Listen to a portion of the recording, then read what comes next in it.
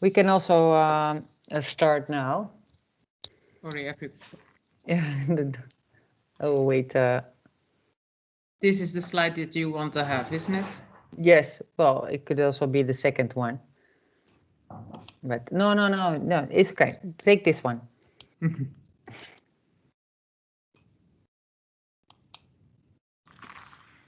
Okay. Well, first of all, welcome everybody to this first webinar of Circular WUR, living within the planetary boundaries. I'm happy that there's so much interest for our webinar that is mainly aimed to raise awareness that we are having this conference in December, and to invite you to think along with us on how we can make this conference as interesting as possible. First of all, most of you, I think, already did this, but for the sake of making the webinar as smooth as possible, to turn off your cameras and be muted. Later on, when we'll have the Q&A, then you can put your questions in the chat, and we will give you the floor to speak. Then we are also, one thing that I want to state already at the start is that we are recording this this webinar. So in case you have any problems with that, then please stay muted, and without your input, then you will not be recorded. We start. I will be the moderator of today to see how that everything runs smoothly, and all your questions will be addressed. We will start first with a short intro by Saskia Visser. She will introduce herself as the leader of the knowledge base program on circular systems at Wageningen University in Research. Then later on we have a presentation by Imke de Boer on the principles of circular bio-based society, and the second presentation by Adrian Mueller on scale, scope, functions, and performance measures, key topics in circular bio-based systems. And after each presentation, you can ask a couple of brief questions that are specifically related to the clarifying questions on the presentations. And then after the two presentations, we'll have a more general discussion on which is the road ahead. So with that, I would like to invite Saskia Visser to tell us a little bit more. Okay, and then I will switch my PowerPoint presentation towards this one. Thank you for the introduction, Saskia. As Saskia said, I'm Saskia Visser, working at Wageningen University and Research as the manager of the knowledge-based program Circular Climate Neutral Society. And together with the people mentioned on this slide, we form the organization team of Circular WUR. Well, Circular WUR is founded on the idea that a transition towards a circular and bio-based society is currently considered as the answer to many of the societal challenges that we are facing. We think in the future circular systems will close nutrient and carbon cycles and therefore minimize resource losses, and that circular systems will help us to live within the planetary boundaries instead of outside the planetary boundaries. We will think these integrated circular systems will replace the current linear systems by making smart connections. And these smart connections can be either between our production systems, for instance, on land, but also can be smart connections between land and marine systems.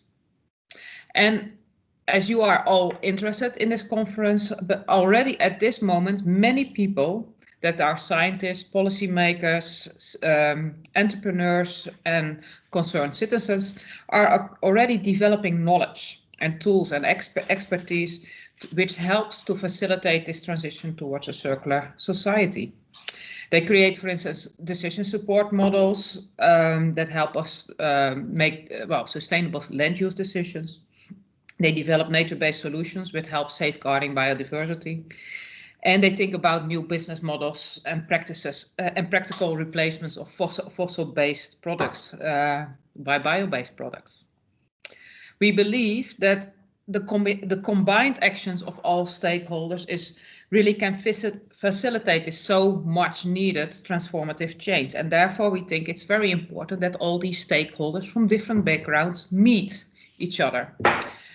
And Circular WUR, the conference, and I hope it, next slide, yes, will provide such a platform. As Circular WUR aims to bring together the pioneers in the circular bio-based society from all different backgrounds.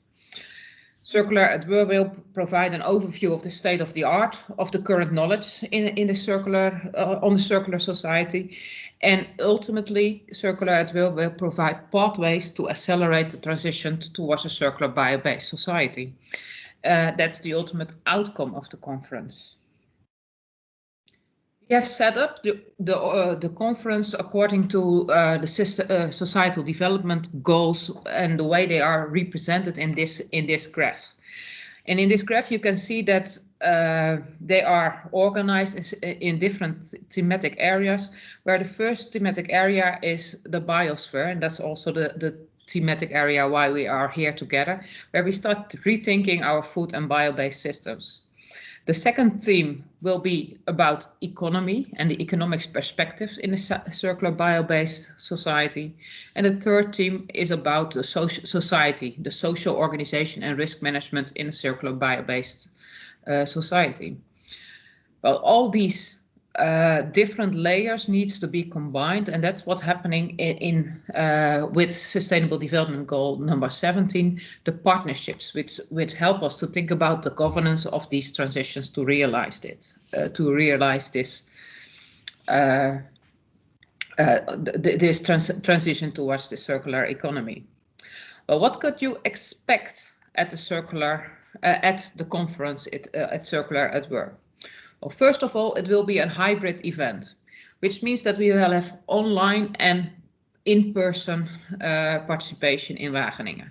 We really hope that the COVID pandemic has been, well, counterbalanced, and that it will be also possible to meet in person in Wageningen, but there is also the opportunity to participate online. Participants at the Circular WUR conference, they can be inspired by impactful keynotes dealing with the 4 different themes, and they can experience the circular challenges by participation in masterclasses and in workshops, or go into dialogue or in discussion with people presenting their work in scientific sessions. We will make it possible to visit Dutch innovative circular companies, and even Wageningen University research infrastructure will be open for visits. In order to organize such an event, like I said, we need people we need people from different backgrounds to organize the event and to meet each other. That's why we also said we want to design the program together. And that's also the reason why we have these webinars. So we have a webinar today, and we will have one on the 17th of February, where we hope to inspire you to come up with ideas for sessions, for masterclasses, or for workshops. And you can submit your idea according to the format which is described in here by sending an email to circular@wur.nl. At our website, and if you type in Circular@WUR, then you will find it. You will find the website of the conference. This format is also given, and more details is given. If you are not so much interested in organizing a whole session, but you really have some progress or some ideas that you want to present and to share, you can also submit your abstract for a presentation or a poster. But the call for that will be only by the 10th of April. Until halfway of July. So, to be more inspired about the theme of the biosphere, I will now give the word to Saskia Keestra. Yes, thank you very much. As I already started out saying, that today is our webinar on the first theme, which is the biosphere, rethinking our food and bio-based systems. We will provide, the slide is gone, but it doesn't matter. Sorry.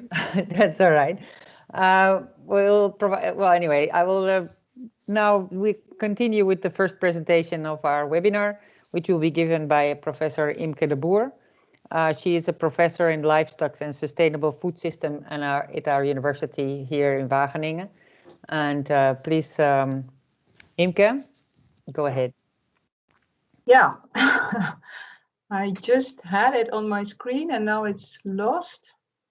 I'll try it again.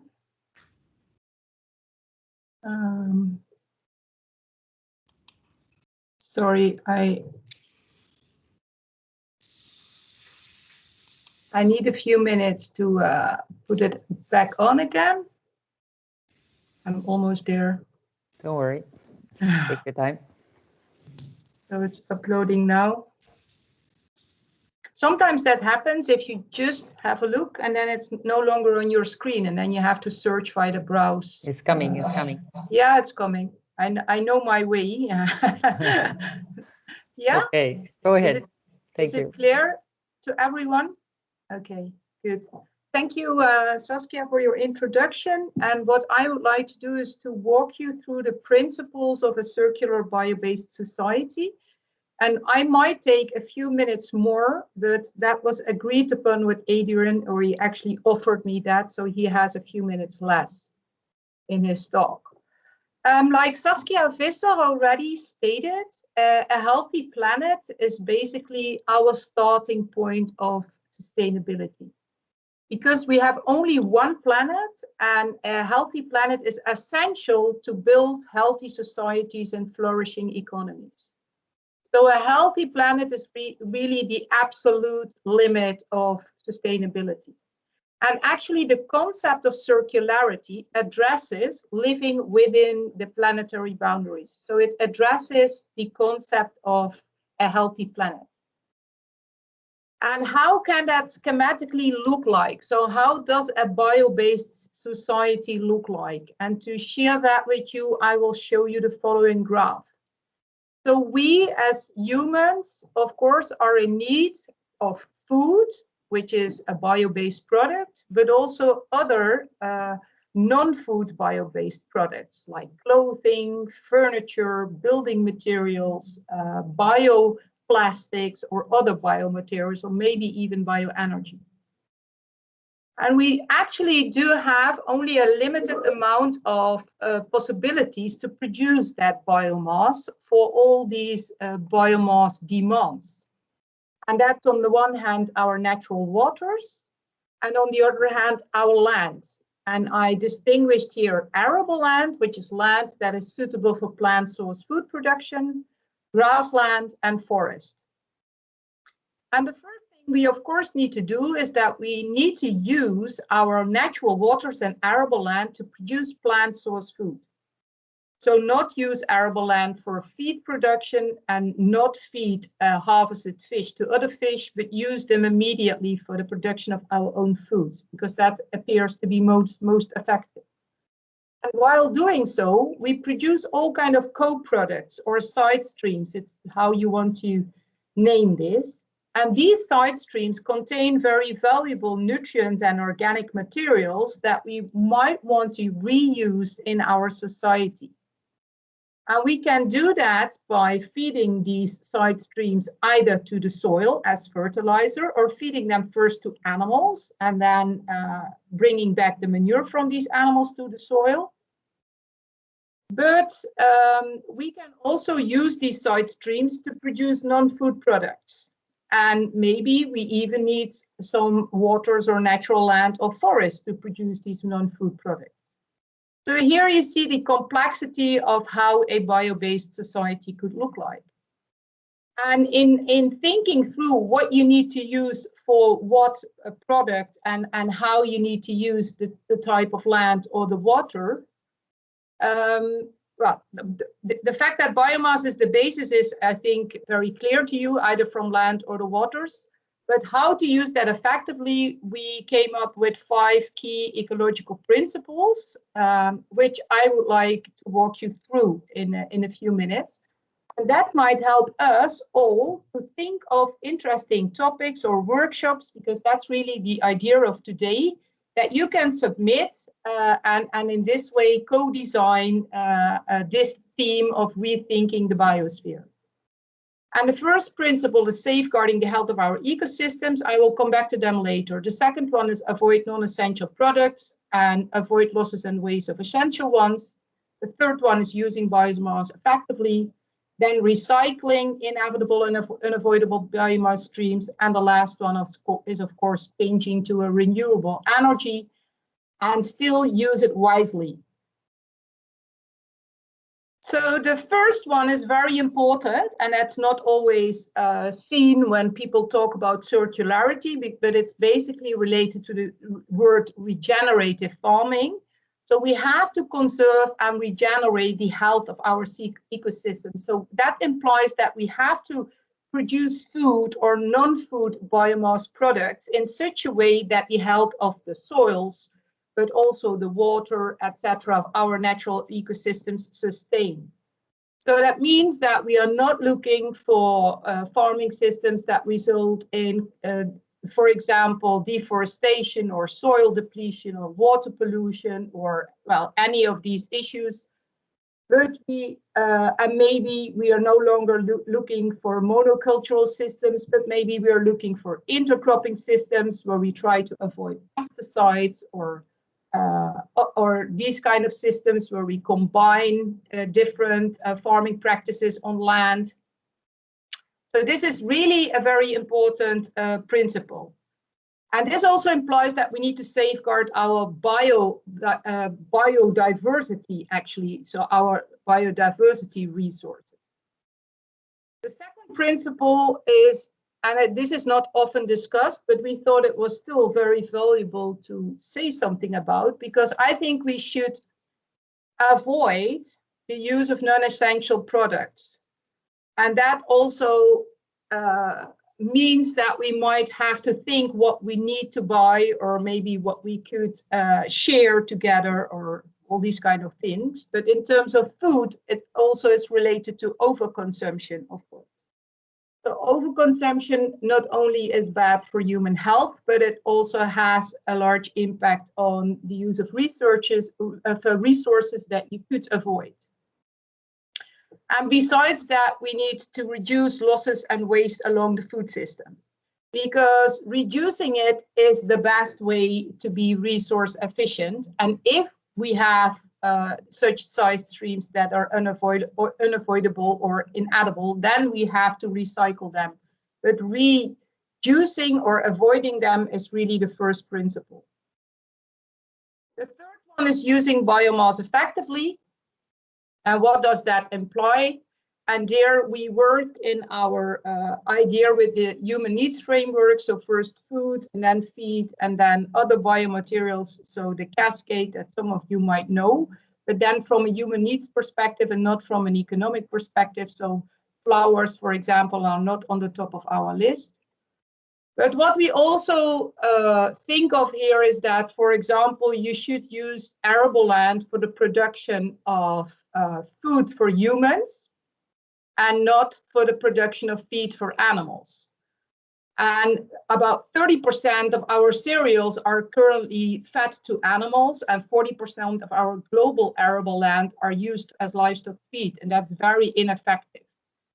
So doing this also implies that animals get a different role in our food system, namely valuing side streams and grass resources only, which also has consequences for the human diet, which implies that we need to eat more plant-based food and less animal source food, for example.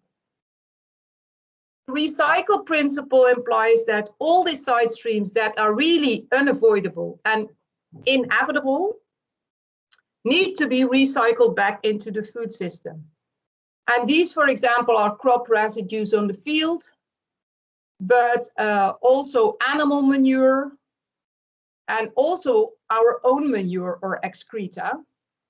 And then you get the question, well, do we then no longer need any fertilizer?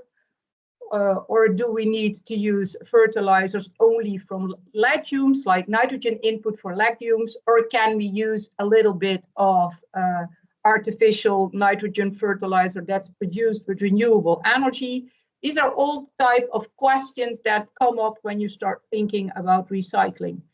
And also the question, like, which side streams should you feed immediately to the soil, or should you first feed to animals and then the manure to the soil, or maybe could you better use to produce bioplastics?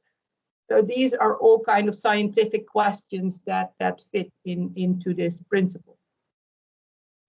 Like I said, farm animals are then utilized to value side streams and grass resources, but that results in questions like which side streams are suitable for which animals, how much grassland can we actually use to feed the planet, because we also know that ruminants produce greenhouse gases. So what can we do to stay within the climate agreement?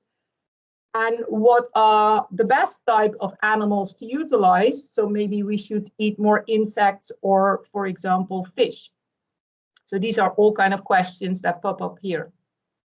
And the last principle is actually also, I think, very important. So not only the fact that we should make a transition to non-renewable energy sources, because I think everyone agrees on that, but also the fact that we should minimize our energy use, because each recycling step will cost energy, and energy will remain scarce and also will not be for free.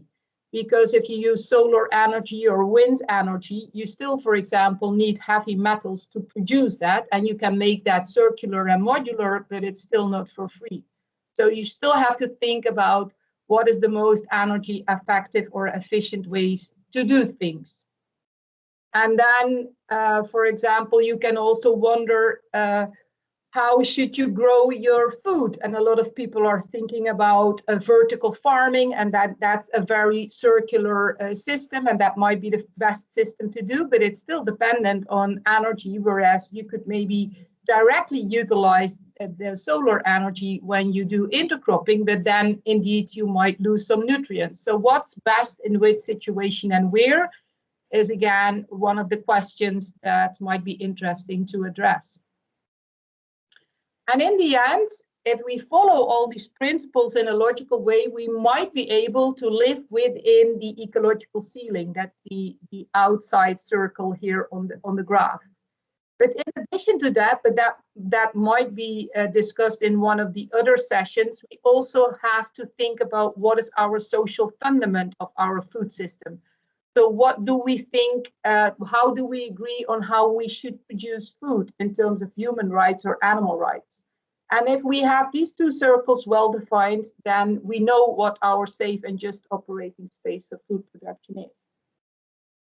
And if we want to go there, then we need to change a lot of things, institutional, technology, organizational, behavioral, and market. And these will all be things that we will address in the conference, but this specific session that we are now talking about is really about the biosphere.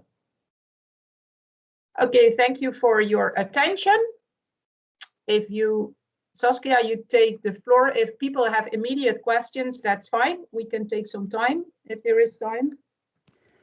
Yeah, well, there is some time. There were no questions posed in the chat, but if anybody has an urgent clarifying question at this moment, then please raise your hand. If not, then you can also later on post it in the chat, so then we can have it later on. Yeah, okay. If you have some discussion points that you would like to make based on this presentation or the next one, please do use the chat, and then we can in our discussion session we can discuss about that.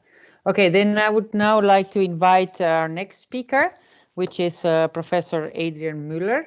He is a professor for innovation management and entrepreneurship at ETH Zurich in Switzerland. Please, Adrian. Yes, hello. I think this is another Adrian Mueller, actually. But I'm the one who should speak her, but I'm not the professor of innovation management. But Oh my God. rather, but that's no problem. Then please introduce yourself properly. Yes, no, just to not get wrong ideas about me. And the more important thing is that the right person is present. I'm a senior researcher at the Research Institute of Organic Agriculture and at the Federal Institutes of Technology, ETH, working on food system modeling mainly and on policy instruments in agriculture and food systems. This may be shortly my background or my work. Okay. So maybe also nice to turn on your camera, Adrian. Yes, here it is. And I share the present. Oops.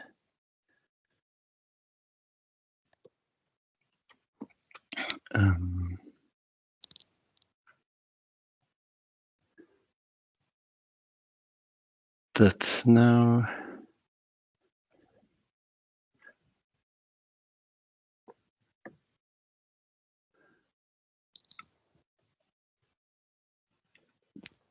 There is.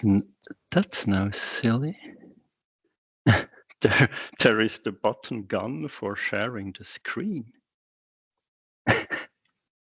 It's on top. Next to your leave button.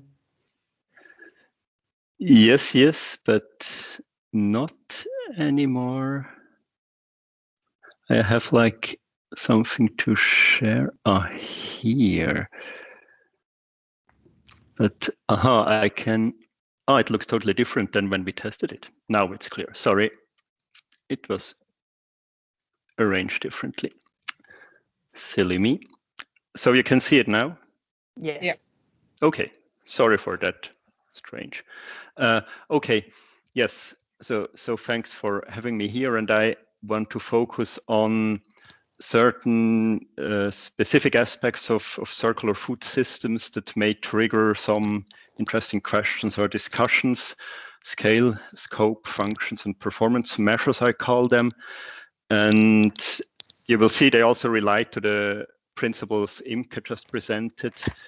And I want to also keep in mind, I think it's on the biosphere, but it's always important to think about how to manage, which policy instruments do we need to really get circular, well-functioning, sustainable food systems. And I think these aspects I'm presenting here are also central inputs for such policy discussions on the linkage between the bioeconomy part and the societal part. So the first thing is scale, and there we can start on the plot scale, and we have the farm scale, we have the landscape scale, we can go to more administrative scale like national boundaries, and you have the global scale. And I emphasize this because a key question is on which scale, within which boundaries do we close the system if we have a circular food system. Adrian, sorry to interrupt. Yeah. But we cannot see your slides. We only see the. It's not in presentation modus. So if you click forward,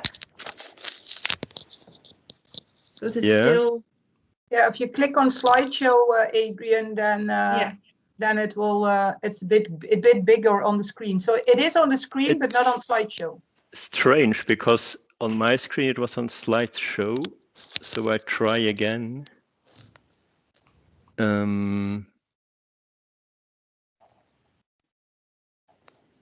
How is it now? No, you don't see anything now.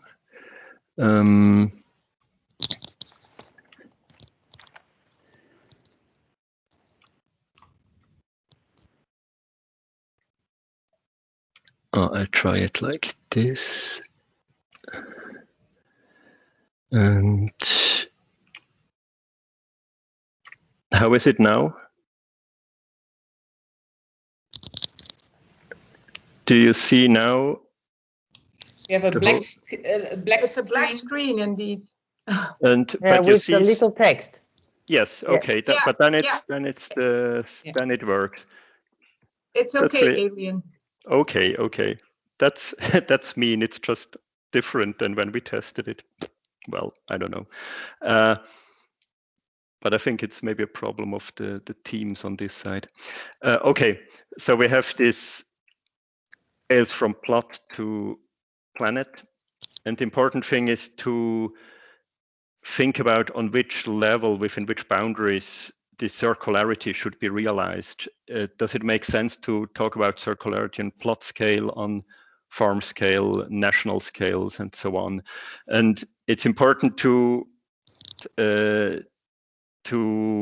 be aware of that this depends on which questions are asked. For example, if we are interested in greenhouse gas emissions from our systems, then we can basically look at the global level.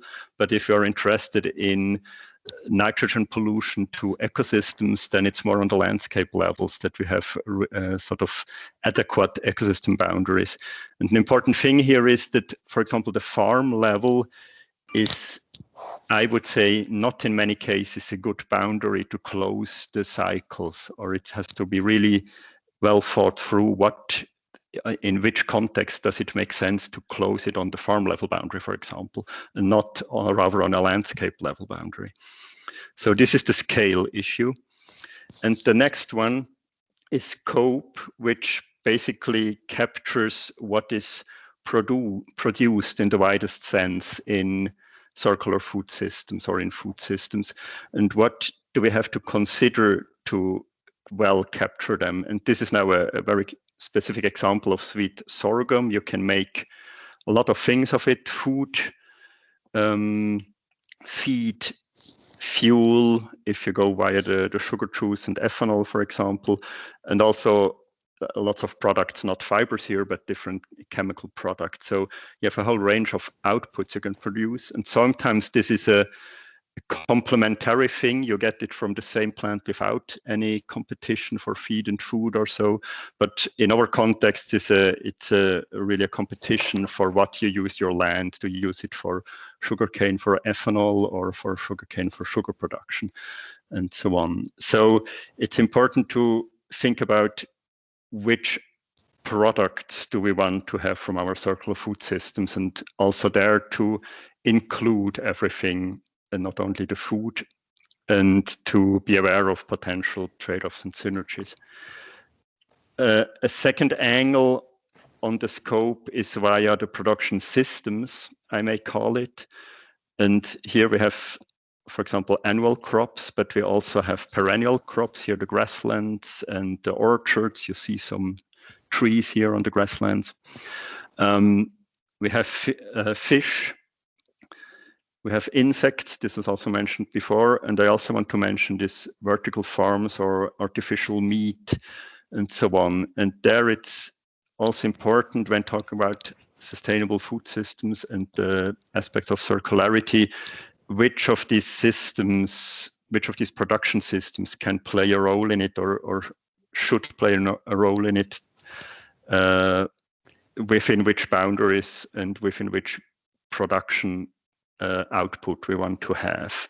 So it's also here crucial to not only talk about crops on the arable land or the livestock as we know it, but we have to really also think about which role do these more modern production systems have, and do they have a role like vertical farm, or is this only a hype which shouldn't be pursued?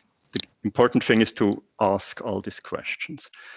And the third thing for scope makes it even wider is when we go from food to nutrition to health and food security. This goes now beyond the biophysical systems, but it's important to keep in mind, because when we talk about food security, this immediately links back to what is produced in which way. And so it has to be kept in mind when talking about what food systems deliver, what circular food systems have as outputs, which scope we address, that we keep in mind it's not only about food, but nutrition, health, food security are important aspects. After scale and scope, third one is functions and demand, I call it. So what does the food system deliver and what do we need from it? This is now, again, a little bit a different angle than just looking on the production. And here I frame it via ecosystem services. So a food system is always embedded in a context of providing a lot of different ecosystem services beside just food production or feed or fiber. And we have like climate regulation, nutrient cycling, soil formation, down to the cultural aspects and so on. So we have to keep in mind when talking about circular food systems, besides what they produce and how it is produced, what does it serve to on a biophysical level, but also if you look at this cascade framework from the ecosystem services down to the societal level, where we get benefits and values from these services to society. So we have to address these aspects when talking about circular food systems. And this then links to what I called sort of demand, because this is again this donut graph we already saw. From the safe operating space for humanity, we have these requirements to keep within the planetary boundaries. And from the safe and just operating space for humanity, we have this inner circle, which is the minimal demand we have for certain services and functions. And the sustainable circular food systems, they need to operate within these two boundaries. So it's not going beyond the planetary boundaries, but it's also being above the societal requirements. Then the fourth aspect is performance. And this now links even closer again to policy instruments or management. How do we measure, assess performance of circular food systems? The first aspect is biomass yields per hectare and year versus total human edible protein produced from a larger area averaged over crop rotations or several years, just to illustrate how different we can look at the food system and its performance depending on which performance measures we choose. And my claim would be that the yields are in many aspects not the key measures to really assess the performance of circular food systems, but it's rather to assess it on a more aggregate level, which links back to the system boundaries, to the scale within which we close the food systems. So this is important to ask questions on and provide answers, which performance measure to use. Link to that is, if you look at ecosystem services, these various different ecosystem services we have, that we are aware of trade-offs and synergies. So if we go for example, for climate regulation, for food systems that have not many emissions, this is at some trade-off with having grass-fed ruminants, for example. And so we have, when assessing the performance of food systems, to be aware of these trade-offs, but also synergies that may arise.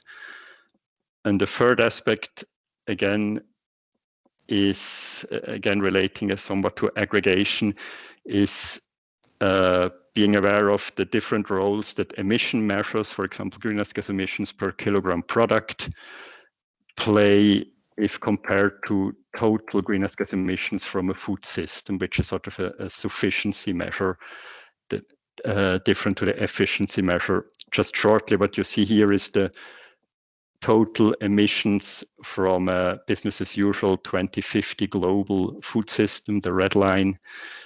The blue line is a conventional food system. When you reduce food competing feed by 100% and have only half the waste we have today, so it's better on all the indicators we have here, especially the greenhouse gas emissions. And then we have an organic system, which also reduces on pesticides and nitrogen use primarily, but uses more land because of the yield gap. But we see in total the greenhouse gas emissions are similar to this conventional system. But if you look at it on a per kg level, it could look quite different. And also in this system, we have lots of grass-fed ruminants, which have higher emissions, but because there are not too many ruminants left anymore, the totality of emission is still lower than in the business as usual level. So this is important when assessing the performance of circular food systems, to not focus on efficiency measures only, but to look at the total, the sufficiency measures as well, and not to derive wrong suggestions from efficiency measures, while it would maybe be more encompassing if we look at the sufficiency measure, which again links back to which scope do we look at, which scale do we look at in the circular food system. So short recapitulation, we had these 4 things: scale, scope, functions, and performance measures, which I think trigger a whole lot of interesting questions that we need to discuss and we need answers to when trying to understand circular food systems on a biophysical level, and also trying to link it to the policy level, the societal level, where we have then the policy instruments and the management. Yes, I have a short, this would also be like suggestions for sessions we could then have in the conference: the scale, the scope, and different functions, and the metrics. And now I think we have some food for discussion. Okay, thank you very much, Adrian, for this very interesting talk. I would like to invite people that have some specific clarifying questions for Adrian. Yes, Jeroen Kals, you can switch on your microphone. Yes, good afternoon, Mr. Mueller. I have a question regarding the greenhouse gas emissions of fish. I saw in your presentation. I saw that greenhouse gas emissions had a large variation. And I was wondering why that is. Is that because it's fish produced by aquaculture, or also fish by catching, so fisheries? Or has that to do with the different culture systems or different species? Maybe you can give some more clarification on that. Thank you. Yes, one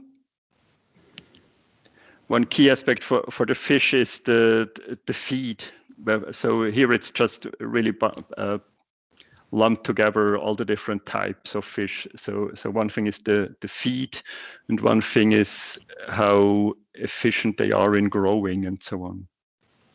But it makes a huge difference whether you have like wild catch or aquaculture, and what you feed in the aquaculture. And again, the greenhouse gas emissions are then only one aspect. So if you sort of feed a lot of forage fish to the fish, then you have maybe quite a low greenhouse gas emission, but quite a high impact on this forage fish depletion. Adrian, could you please also switch on your camera? Oh, sorry, yes. No, thank you. And I think, Jeroen, that in terms of, indeed, like Adrian said, like the fish are merged together, all the values there, and the variety in fish coming from fisheries and fish coming from aquaculture, and the type of fish, etc., and the type of catching fish in capture fisheries are so large, and they are maybe larger than, for example, the variety in pork and poultry production systems we see globally, and that's also where part of the variation comes from. Yeah, I think you're right, Imke. I agree. Thank you. Thank you. The next question is by Mirja Michalczyk. Michalczyk, yeah. Thank you so much. And thank you, Adrian, for your presentation. I'm actually a PhD graduate from the Farming Systems Ecology Group, 2019, working on smallholder farm systems in Africa too, and I'm now working for the Institute of Applied Ecology in Germany. And we are working also quite intensively on circular economy. And I think my colleagues are not aware what is going on at WUR. That's also why I joined today. I wanted to have a preview of the conference and some ideas. And my question now is, where do I find this presentation maybe, or how do we get in contact? Because now, Adrian, you suggested some topics, but maybe others would like to work on it too. maybe we can also link up with additional institutions if we're interested in the same. So how's the procedure to really develop an idea for a session? I think this is a question for one of the Saskias, but I can clarify that. There is, of course, it's when you do things simultaneously, you do run the risk that more people individually, without knowing from each other, will come up with the same idea. Once we have had the deadline, when we see the things coming in, and we do actually see that some people have individually from each other thought of the same idea, then we will get the two groups in contact with each other.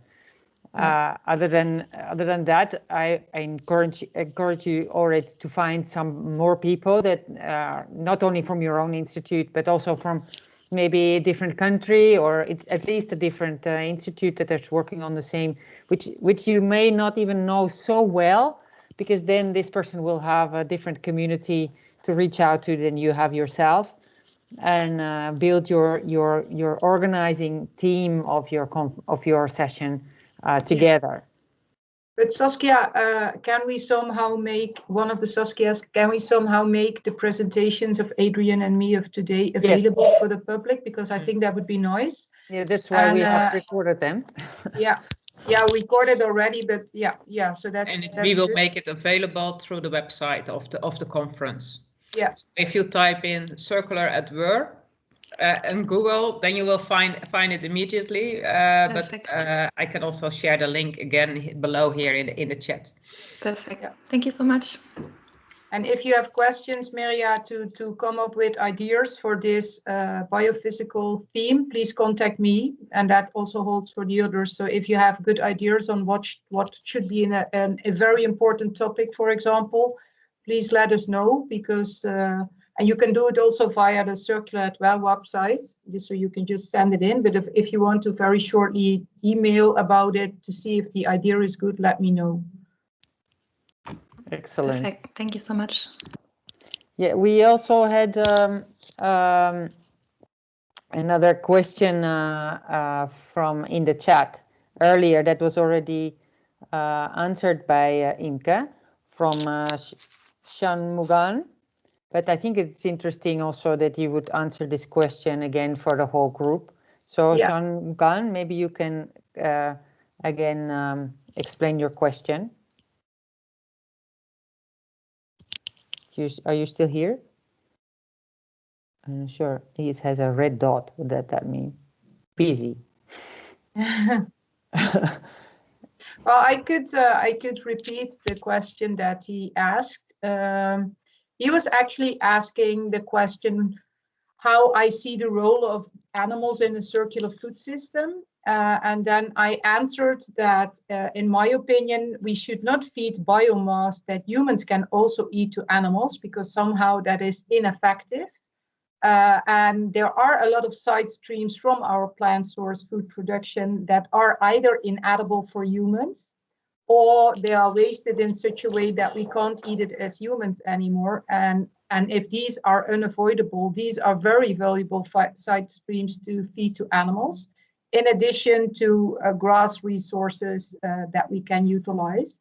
And if we do that, first studies have shown that we can fulfill about 1/3 of our protein requirements per person by animal source food, and that is also enough to fulfill our micronutrient requirements.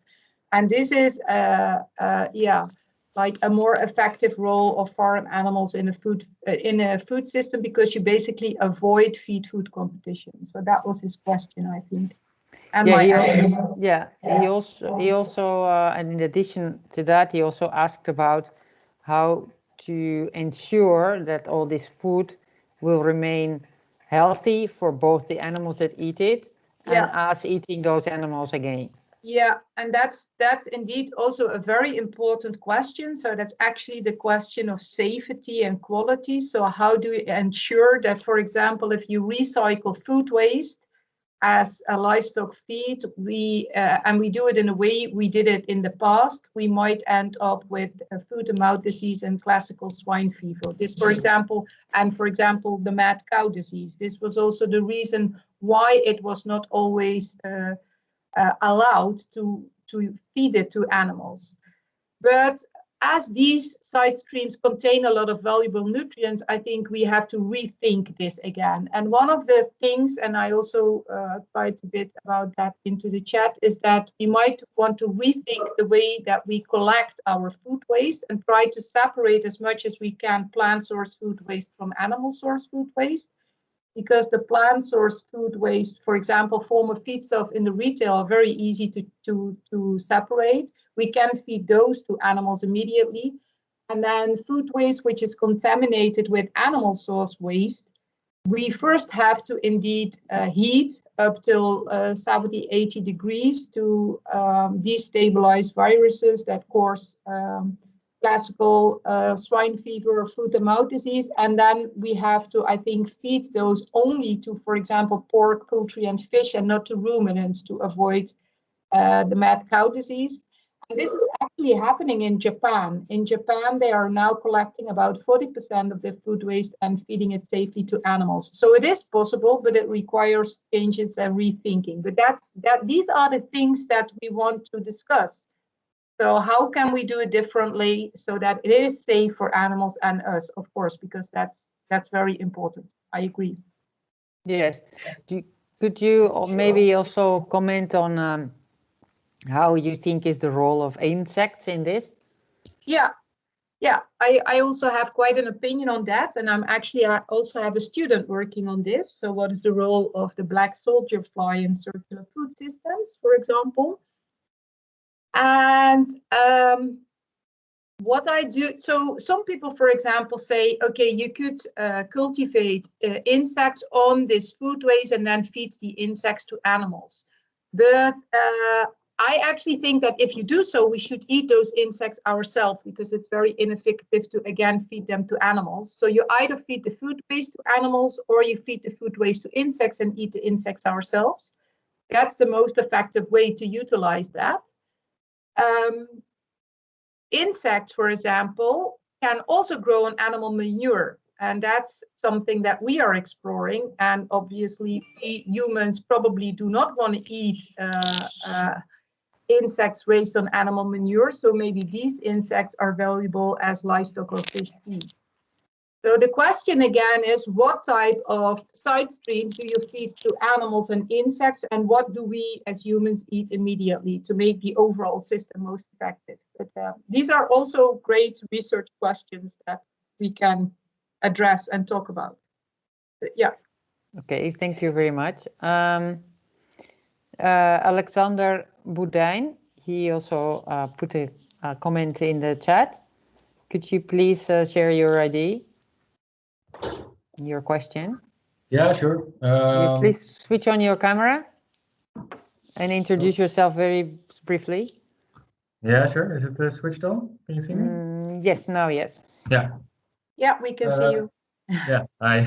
Hi. Alexander Boudin, working also at Wageningen in business unit greenhouse horticulture. Okay. Thank you for the presentation. This is still a very sort of high level overview, let's say. I was wondering if there are already some very, very tangible results of circular principles being adopted by the animal husbandry industry on a broad scale. Yeah, for example, there are several farmers that were inspired by our work on avoiding feed-food competition and feeding only leftovers to animals. And one of the most famous examples is Kipster. I don't know if you've heard of that, but it's a laying hen farm in Brabant. It's only feeding bakery and rapeseed soil and other leftovers to their chicken. So they have 100% leftover feed. And there is also a feeding company, Nijse Granico, that's specialized in that. And you see that the installment, and actually that was the result of one of the PhD students that graduated with me when that PhD thesis was published, then they came to us and we started thinking about how to do that with the feed.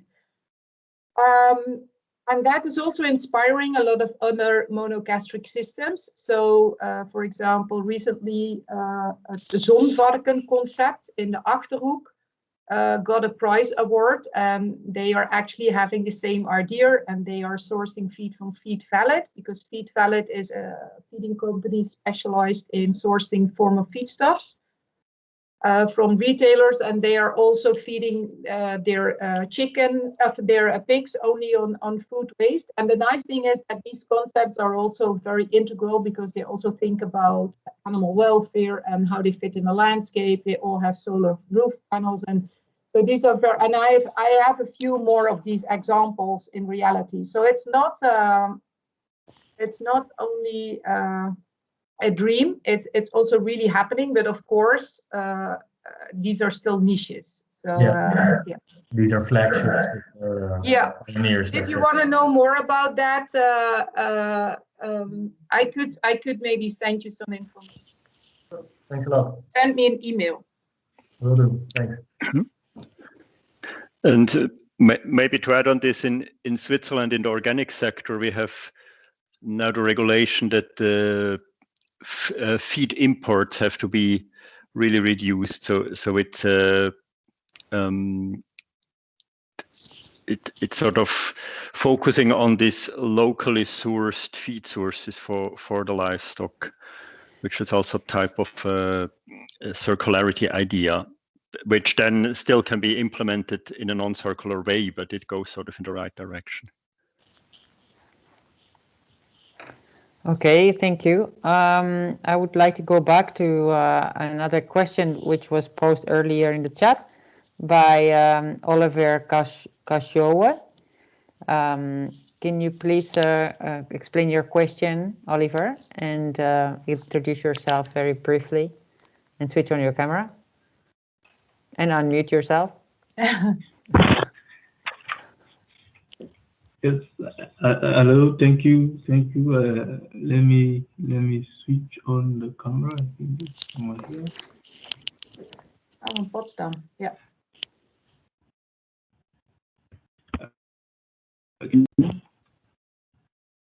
Yeah, I think now you can see me. Yes. Yeah. Okay. Okay, thank you. I'm Olivier Kashongwe. I work at the ATB Potsdam. That's the Leibniz Institute for Agricultural Engineering and Bioeconomy. I actually joined early this year, so I'm still a bit new in the environment. My question was about the utilization of biomass side streams that we collect from the food system, mainly the food waste.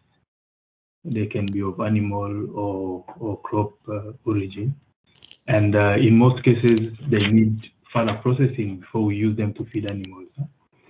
And that could contribute again to emit more greenhouse gases. So when we account for the emissions, my question was whether we put the amount of greenhouse gas produced through processing to the original product, or to the new feed that is coming from processing. And I think it was answered quite well. Yeah, and first, and of course, you have to kind of think in such a way that you utilize these side streams without minimum amount of energy. I think this is the last principle. Like, of course, we should move to renewable energy, which implies that you might have less greenhouse gas emissions, but still utilize that energy effectively.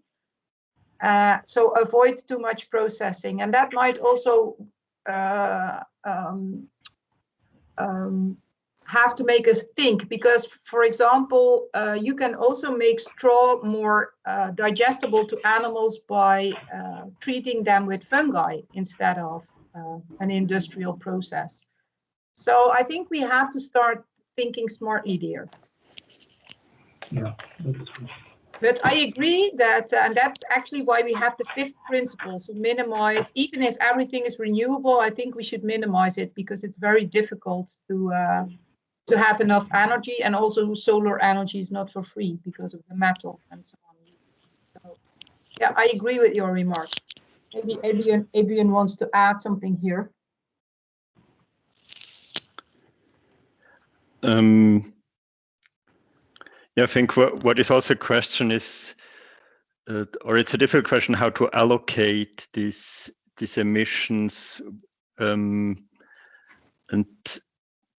so this is a thing one should also think about, and it maybe links to what is produced from which streams and how is it valued, and so we can allocate it according to the mass or the economic value or protein content or such, but it's not clear how to do it from the beginning, I think.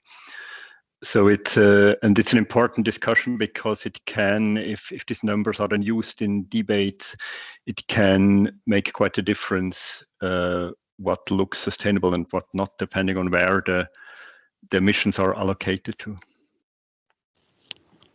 It's like in Switzerland, we have, for example, a discussion started by the meat producers that they claim that all the soy cake they feed is basically a byproduct of the soybean oil production.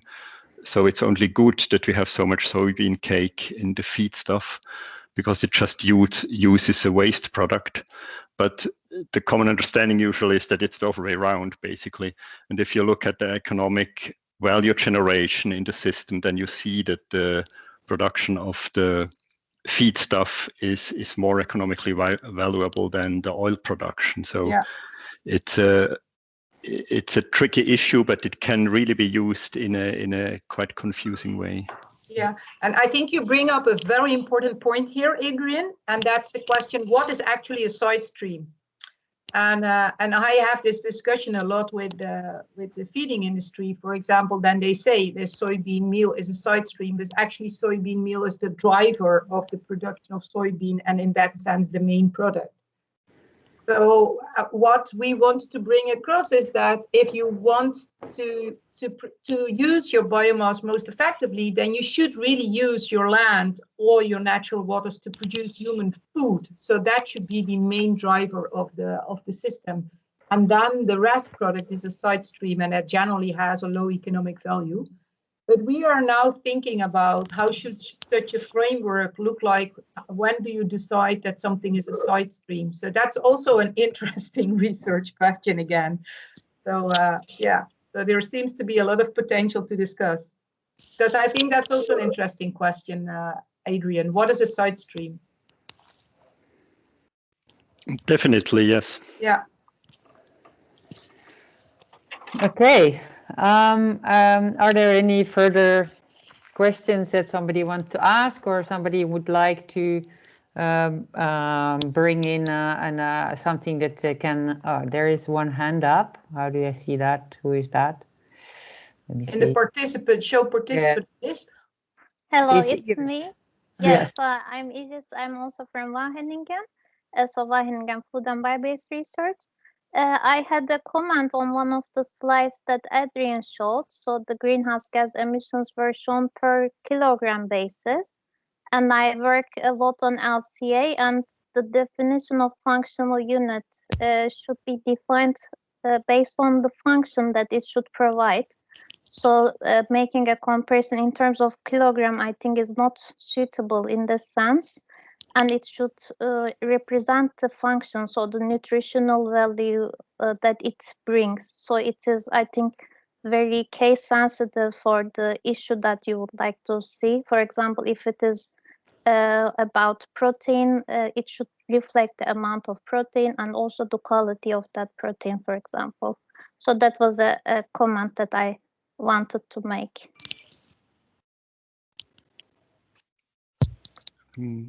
Yes, thank you. That's an important comment, and it's really the per kg basis is not a good basis for these comparisons, but it's still done all the time.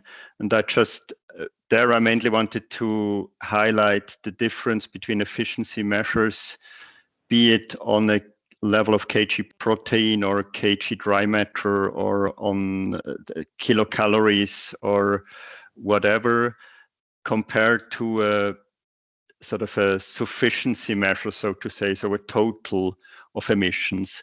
And the difference between this picture looks sort of similar if you take protein than the kg. So the ruminant meat is still sort of the not really greenhouse gas emission efficient. And what I want to highlight here is that these efficiency measures, they can then really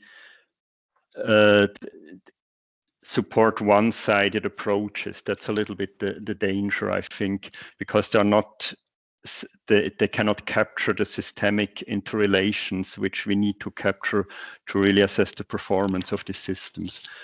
But if we take footprints, then it's for sure better to take a better functional unit for food than the mere quantity. Yes, yeah, that was my point. Thank you. Yeah. In addition to that, Iris, but we might take too much time now. I think you cannot really look at individual food items because you should look at the entire diet. And I always give the example that, let's say that carrots would be our only source in the world to produce vitamin A, and we can't produce it in any other way, and it would be hugely greenhouse gas intensive. Then we still need it in the diet. So comparing individual food items in the end doesn't work. So you, in the end, should move to the entire diet, where you, of course, need to include all the nutrients that you are talking about. So I think we agree, but even looking at individual food items doesn't really work. And the literature already shows that as well. Yeah, I think in terms of comparability, then you need to find another item that would provide that vitamin A, and then you can compare in terms of how to produce the same amount of vitamin A, what would be the impacts, for example. Yeah. Okay, thank you. Okay, thanks a lot. Excellent. Then I just go to share my screen one more time. Do you see it? Yeah. So yeah, I just want to stress again the call for sessions that is now open. I think that we already clarified how more or less you could do it. We have the deadline for the call for sessions to submit. So to submit your proposal is the 1st of March. We do also want to stress that it's not only for scientific sessions, but could also be a masterclass or a workshop.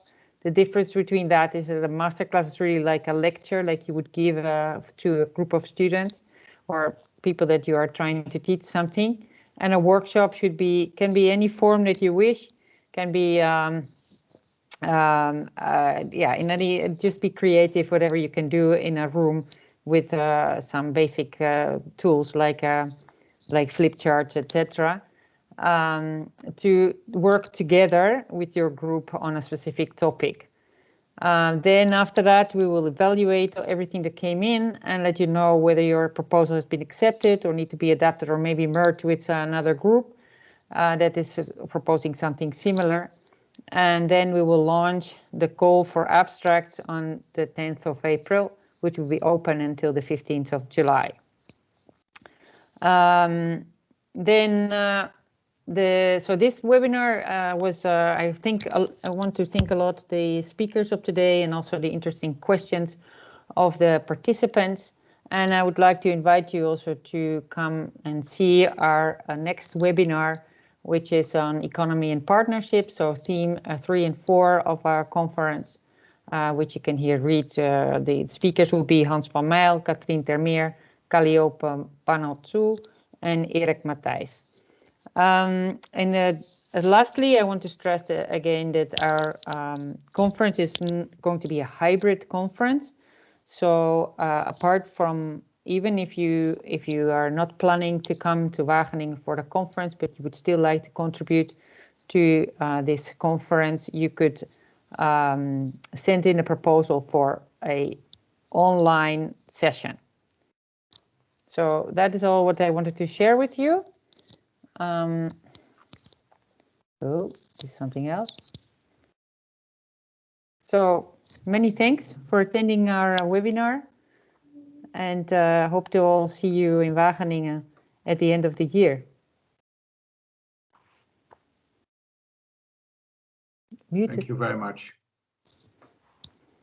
Imke, you are muted. Yeah, it was great meeting you all. I said bye-bye. Okay, bye-bye. Yo, thank you. Bye. Bye-bye. Bye. Thank you. Bye. Thank you. Bye. Bye. Okay.